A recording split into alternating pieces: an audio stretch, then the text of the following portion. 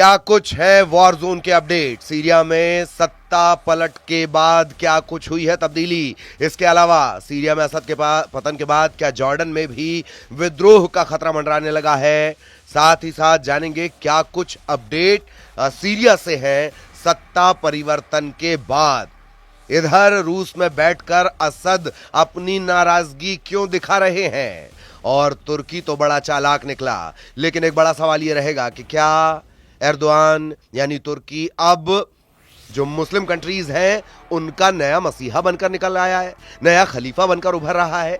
यह भी एक बड़ा सवाल रहेगा। सबसे पहले फटाफट अपडेट भी आपको बता दें, क्या कुछ अपडेट वॉर जोन से इस वक्त मिल रहे हैं, क्या तब्दीलियां आई है वो भी जान लीजिए। असद सरकार के जाने के बाद, बशर अल असद के जाने के बाद सीरिया में किस तरह की स्थितियां हैं वो आपको बता दें। 8 दिसंबर 2024 को दमिश्क पर विद्रोही गुट हयात तहरीर अल शाम HTS इसके कब्जे के बाद असद देश छोड़कर रूस चले गए हैं। सीरिया में सरकार है नहीं। अब जान लीजिए ट्रंप ने क्या कुछ कहा है कि तुर्की ने सीरिया में सत्ता परिवर्तन करवाया है। विस्तार से भी बताएंगे। संयुक्त राष्ट्र के विशेष दूत ने बैठक की है। विद्रोही नेता अहमद अल शरा ने दमिश्क में सीरिया के लिए संयुक्त राष्ट्र के विशेष दूत गिर पेडरसन के साथ एक बैठक की है। गोलान हाइट्स पर इजराइल की नजर लगातार बनी हुई है। इजराइल सरकार गोलान हाइट्स में बस्तियों के विस्तार की योजना को मंजूरी दे चुकी है। यह हमने आपको विस्तार से भी बताया है। डेमोग्राफी चेंज, रूस ने सीरिया के कुछ राजनयिकों को निकाल दिया है। इसके अलावा ब्रिटेन ने HTS के साथ राजनीतिक संपर्क स्थापित कर लिया है। ब्रिटेन की जो सरकार है वो तहरीर अल शाम, हयात तहरीर अल शाम, इसके साथ राजनयिक संपर्क बना रही है।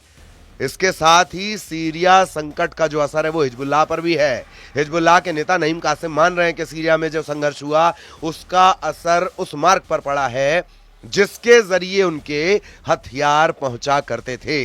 असद सरकार के पतन के बाद शनिवार को पहले टेलीविजन संबोधन में कासिम ने ये बात स्वीकार की है। इसके अलावा सीरिया के जो निष्कासित राष्ट्रपति हैं बशर अल असद, सोमवार को उन्होंने कहा कि सीरिया को छोड़कर वो जाना नहीं चाहते थे।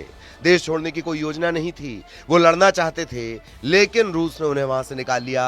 और सीरिया के हालात पर ईरान क्या कुछ कह रहा है। सीरिया में विद्रोही बलों के द्वारा बशर अल असद की सरकार को उखाड़ फेंके जाने के बाद ईरान ने कहा कि वर्तमान स्थिति में इस बारे में फैसला करना जल्दबाजी होगी।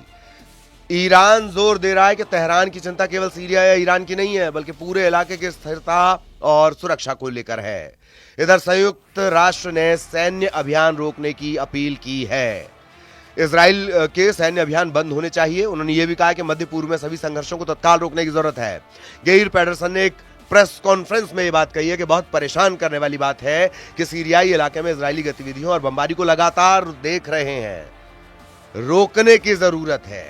और एक सवाल जो बना हुआ है कि हयात तहरीर अल शाम HTS के लीडर मोहम्मद अल बशीर सीरिया के अंतरिम सरकार के मुखिया होंगे, जानकारी मिल रही है।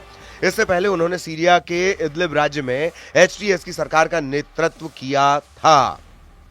बशर अल असद का ताल्लुक अलावी समुदाय से है। ये समुदाय सीरिया में अल्पसंख्यक है। इसकी आबादी है तकरीबन 12% के आसपास इसकी आबादी है। ये तो वो अपडेट हो गए कि बशर अल असद की सरकार के बाद किस तरह के हालात हैं। लेकिन जो सबसे बड़ी बात निकल कर आई है वो ये कि क्या तुर्की नया खलीफा, मुस्लिम देशों का नया मसीहा बन रहा है। ईरान, सऊदी अरब, संयुक्त अरब अमीरात, इनके लिए नाक का सवाल था सीरिया, प्रतिष्ठा का विषय था सीरिया। मैदान किसने? तुर्की ने मार लिया। तुर्की का जो समर्थित है HTS विद्रोही, उन्होंने सीरिया पर कब्जा कर लिया। बशर अल असद रूस भाग गए हैं। और इसके बाद ये बात कही जाने लगी है सीरिया के नए शासकों ने मदद मांगी तो हम सैन्य ट्रेनिंग देंगे, तुर्की ये कह रहा है। इसके अलावा ये माना जा रहा है कि तुर्की में एर्दोआन युग की एक शुरुआत में तुर्की के जो राष्ट्रपति हैं, सीरिया के पूर्व राष्ट्रपति बशर अल असद के संरक्षक पहले ही हुआ करते थे जब ये एर्दोगन युग शुरू हुआ था। असद को अपने परिवार के साथ छुट्टियां मनाने तक का ऑफर दिया गया था। 2011 में फिर क्रांति हुई और असद ने सेना को इसे कुचलने के लिए कहा। तब से, ये 2011 के आसपास का जो घटनाक्रम था, तब से एर्दोआन और असद एक दूसरे के कट्टर विरोधी बन गए थे। लेकिन ताजा हालात में सीरिया में सेना के क्रूर सैन्य अभियान से लाखों की तादाद में लोग देश छोड़कर तुर्की भी गए। अमेरिका की जो स्थितियां थीं उस समय बराक ओबामा को इस बात के लिए वो सहमत नहीं कर पाए थे तुर्की कि सीरिया पर हमला करें, असद की सरकार को हटा दें। ये तो इतिहास हो गया। अब सवाल ये है कि क्या तुर्की ने एक चाल चली और असद की सरकार गिर गई? तुर्की ने सीरियन नेशनल आर्मी की मदद से सीरिया के कुर्दों पर हमला कराया, जो तुर्की के दरवाजे पर एक नया देश बनाना चाहते थे। कुर्दों की रक्षा में अमेरिका के भी 900 सैनिक तैनात हैं। एसटीएस के विद्रोही रूसी सेना से लड़ते थे, लेकिन पुतिन सेना के घातक हथियारों की वजह से वो सिर्फ इदलिब तक सीमित रहते थे। ये अतीत है। अब स्थितियां बदल गई हैं। तुर्की को अपनी सेना सीरिया की जमीन से हटाना होगा। यह असद ने मांग भी की थी। बातचीत यहीं पर रुक गई थी। इसके बाद जो एर्दोगान है, उन्होंने एचटीएस और सीरियन नेशनल आर्मी को अलेप्पो में एक सीमित एरिया में कार्रवाई के लिए कहा, और इस चाल से यह कोशिश हुई कि सीरियाई राष्ट्रपति को संबंधों को सामान्य करने के लिए बाध्य किया गया। एर्दोगान और उनके सलाहकारों के भरोसा था कि सीरिया के जो लाखों शरणार्थी हैं वो तुर्की से वापस लौट जाएंगे। तुर्की का यह सीमित अभियान असद की तबाही बनकर आया। कुछ दिन में उनकी सेना भाग खड़ी हुई। ये एक चाल के तौर पर देखा जा रहा है जो तुर्की ने चली है। अब जो बात कही जा रही है, जो मुस्लिम कंट्रीज हैं, जो इस्लामिक देश हैं, उनका क्या कुछ कहना है? तुर्की को अरब और इस्लामिक देशों के स्वाभाविक नेता के रूप में देखते हैं एर्दोगान। सीरिया में जो बदलाव आया है वो इसे एक अवसर के रूप में देख रहे हैं ताकि एक नई व्यवस्था हो जाए। हालांकि रास्ता आसान नहीं होगा, क्योंकि जो एचटीएस है उसका अलकायदा और आईएसआईएस से करीबी संबंध रह चुका है। असद के जाने से यूएई और सऊदी को भी झटका लगा है। यूएई और असद के बीच गंभीर बातचीत भी चल रही थी। सऊदी और यूएई दोनों चाहते थे कि असद सत्ता में बने रहें, लेकिन चाल कामयाब हुई तुर्की की, और ऐसा लगता है कि वो एक नए मसीहा के तौर पर, मुस्लिम वर्ल्ड के नए मसीहा के तौर पर सामने आया है। इसके अलावा इधर सीरिया में असद की सरकार गिरने के बाद अरब के कई देशों में हलचल है। इसमें जॉर्डन भी है। अस्थिरता की आशंका, ताज़ा हालात की जो स्थितियां हैं, उसमें इजराइल और अमेरिकी अधिकारी जॉर्डन भी पहुंचे और उन्होंने जाना कि वहां किस तरह की स्थितियां हैं। जॉर्डन पर इसलिए दुनिया का ध्यान ज्यादा है क्योंकि इजराइल के दो अहम अफसर शिन बेट और आईडीएफ मिलिट्री इंटेलिजेंस के जो अधिकारी हैं, श्लोमी बिंदर, वो जॉर्डन के दौरे पर पहुंचे और वहां की स्थितियां देखी। इजरायली मीडिया ये कह रही है कि जॉर्डन की राजशाही को अस्थिर करते हुए देश की जमीन का इस्तेमाल इजराइल के खिलाफ करने के लिए ईरान कोशिश कर सकता है। ऐसे में जॉर्डन किंग के सामने स्थिति को संभालने की चुनौती है। ईरान के मिसाइल हमले को रोकने में भी वो इजराइल की मदद कर चुके हैं। जॉर्डन की राजशाही पर अरब दुनिया की भी नजर रहती है, क्योंकि जो किंग हैं, जॉर्डन के जो किंग हैं, वो दरअसल अब्दुल्लाह पैगंबर मोहम्मद के वंश से आते हैं। यही वजह है। 1999 से जॉर्डन के राजा हैं अब्दुल्ला द्वितीय, और तकरीबन 25 साल से वो राज कर रहे हैं।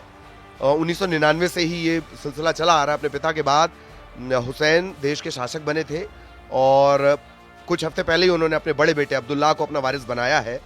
और पैगंबर मोहम्मद की, ये कहा जाता है कि पैगंबर मोहम्मद की 41वीं पीढ़ी के ये वंशज हैं। अब एक और बड़ा अपडेट असद के बारे में आपको दे दें।